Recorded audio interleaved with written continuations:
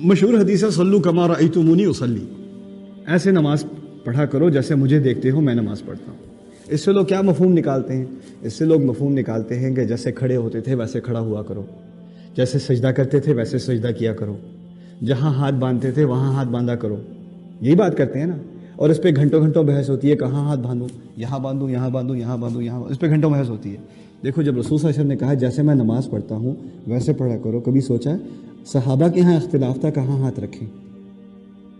صحابہ کے ہاں اس بات پہ اختلاف تھا، کبھی سوچا ہے کیوں اختلاف تھا؟ اختلاف صرف اسی لیے ہو سکتا ہے کہ اس چیز پر اتنا دھیان نہیں تھا، کسی اور چیز پر ہوتا ہے، معلوم ہوتا ہے نماز میں کسی اور چیز پر بہت زیادہ دھیان تھا کہ اس پر اتنا دھیان ہی نہیں ہوا کہ تمام صحابہ ایک ہی جگہ ہاتھ رکھیں۔ تو دماغ کہاں تھا ان کا؟ اصل مقصد نماز کا کیا ہے؟ انسان اللہ تعالیٰ کے ساتھ دل لگائے، دنیا کو بھول جائے، جو کلام سنایا جا رہا ہے اللہ تعالیٰ کی طرف سے اس کی دنیا میں گم جائے، یہ مقصد ہے۔ جب انسان کی پیشانی زمین پر لگے، اس کا جسم اللہ تعالیٰ کے سامنے بالکل اپنے آپ کو سبمٹ کر دے، تو اس کا دل بھی اپنے اللہ تعالیٰ کے سامنے اپنے آپ کو سبمٹ کر دے، اس کی انا بھی، اس کا فخر بھی، اس کی پرائیڈ بھی اپنے آپ کو سبمٹ کر دے۔ یہ رسول صلی اللہ علیہ وسلم کی نماز ہے۔ ہمیں کس چیز سے واسطہ ہے؟ ہاتھ یہاں ہونے چاہیے کہ یہاں ہونے چاہیے کہ یہاں ہونے چاہیے؟ ان چیزوں کی اہمیت ہے، لیکن اگر صحابہ سے پوچھو گے نا تو کسی اور چیز کی بہت زیادہ اہمیت ہے۔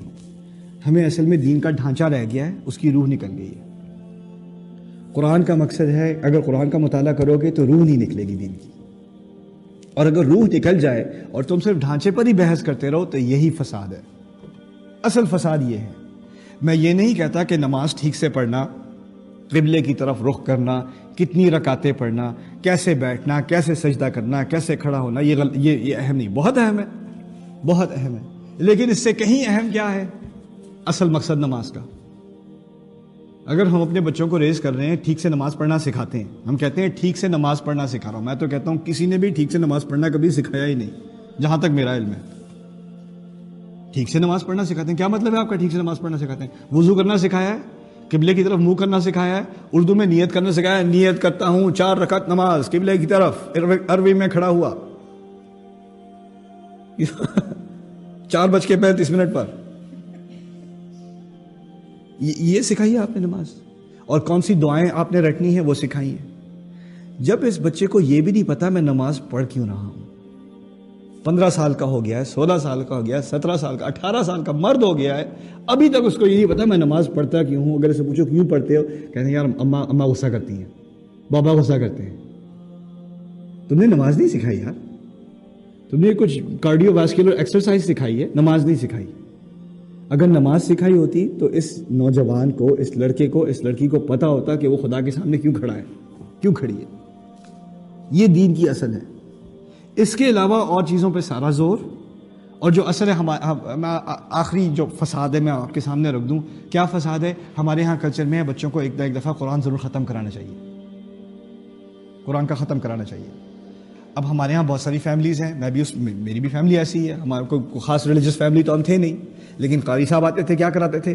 ناظرہ کراتے تھے قرآن کا، جلدی جلدی 1 سے 12 مکمل کرو، 30 نشستوں میں قرآن پورا ہو جائے گا، چلو بچے کا قرآن ختم ہوا، پارٹی کرو، کچھ تحفے دو ادھر ادھر، اور ہمارا قرآن سے تعلق مکمل ہو چکا، ہم گریجویٹ ہو چکے قرآن سے۔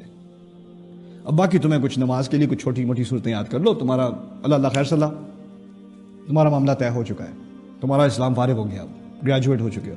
اس سے زیادہ کچھ سیکھنے کی کوشش کرو گے تو تم تو مولوی ہو گئے ہو یار، مولوی بننے کی تمہیں کیا ضرورت ہے؟ ملا کیوں بن رہے ہو؟ کس نے تمہارے دماغ میں باتیں بھری ہیں؟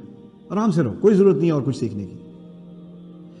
رسول صلی اللہ علیہ وسلم نے جو قربانیاں دی ہیں، جو جا کر جو قریش جو ہے وہ مارنے کو آ گئے ہیں، مرنے کو مارنے کو آ گئے ہیں، کس وجہ سے؟ اس قرآن کی وجہ سے۔ اس قرآن میں اتنی قوت تھی، اس کا وہ جواب الفاظ سے نہیں دے سکتے تھے، مارنے کو تیار تھے، مرنے کو تیار تھے۔ اور یہ وہی قرآن ہے جس کے بارے میں ہم مسلمان کہہ رہے ہیں یہ تو پتہ ہے یار، یہ کیا چیز ہے، مجھے تو پتہ ہے، اس میں بس 1-2 کہانیاں ہیں، کچھ حلال حرام کی بات ہے، اور کیا ہے، یہ تو پتہ ہے ہمیں۔ کتنا انڈر ایسٹیمیٹ مسلمان اس قرآن کو کرتا ہے، وہ کافر بھی نہیں کرتا تھا اس وقت کا۔ وہاں رسول کے زمانے میں تو کافروں کے قصے، صلی اللہ علیہ وسلم ان کے زمانے میں تو کافروں کے قصے ملتے ہیں، قرآن سنتے ہیں اور سجدے میں گر جاتے ہیں، رونا شروع کر دیتے ہیں، کافر۔ اب مسلمان کو دیکھو قرآن سنتا ہے تو کیا ہوتا ہے؟ کچھ بھی نہیں ہوتا۔ لو صفت القلوب ما شبعت من کتاب اللہ، عثمان رضی اللہ تعالیٰ عنہ کہا کرتے تھے اگر دل صاف ہوتے تو قرآن سے کبھی دل نہ بھرتا، اللہ کی کتاب سے دل نہ بھرتا، اگر دل صاف ہوتے تو۔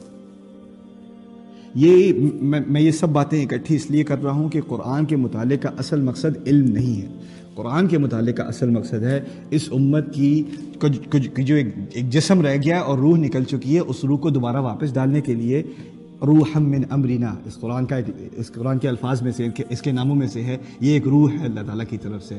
اس امت میں دوبارہ روح ڈالنی ہے تو قرآن کو دوبارہ انٹروڈیوس کرانا پڑے گا، قرآن کو دوبارہ ٹائم دینا پڑے گا، اس کو دوبارہ پرائیورٹی دینی پڑے گی۔ جب تک وہ نہیں دو گے کچھ نہیں ہونا، کچھ بھی نہیں ہونا۔ وہی فرقہ بازی چلتی رہے گی، وہی ایک دوسرے سے نفرت، وہی حلال حرام کے فتوے تم پوچھتے رہو گے ایک دوسرے سے، گھنٹوں اسی پہ بحث ہوتی رہے گی۔ لاٹو مشین پہ فتوے پوچھو گے، پھر لکر پہ فتوے پوچھنے، پھر اس کے بعد جو دین کا اصل مقصد ہے، انسان کا مقصد ان چیزوں سے بہت زیادہ اعلیٰ چیز ہے۔ اللہ تعالیٰ نے ہمیں اس دنیا میں ڈالا ہے، اس امت کو اس دنیا میں ڈالا ہے بہت اعلیٰ کام کے لیے، اور وہ اعلیٰ کام ہمیں ہمارے دل تک، اندر تک تب تک نہیں گھسے گا جب تک یہ کلام ہمارے اندر نہیں جائے گا، جب تک یہ اندر نہیں جائے گا۔ یہ مقصد ہے قرآن پڑھنے کا۔ اور جو لوگ کہتے ہیں کہ نہیں ہم تو دین کی بات کر رہے ہیں، ہم تو اصلاح پھیلا رہے ہیں، یہ اصلاح پھیلا رہے ہو اور بالکل قرآن کی روح کے مخالف، یہی فساد ہے۔ الا انہم هم المفسدون ولکن لا یشعرون، انہیں تو پتہ ہی نہیں کہ وہ فساد کی جڑ ہے۔ اللہ تعالیٰ ہمیں فساد بنانے والوں میں سے، پھیلانے والوں میں سے بچائے، اور ہمیں قرآن سے ایک صحیح معنوی تعلق پیدا کرنے کی توفیق دے۔ بارک اللہ لی ولکم فی القرآن الحکیم ونفعنی وإیاکم بالآیات والذکر الحکیم۔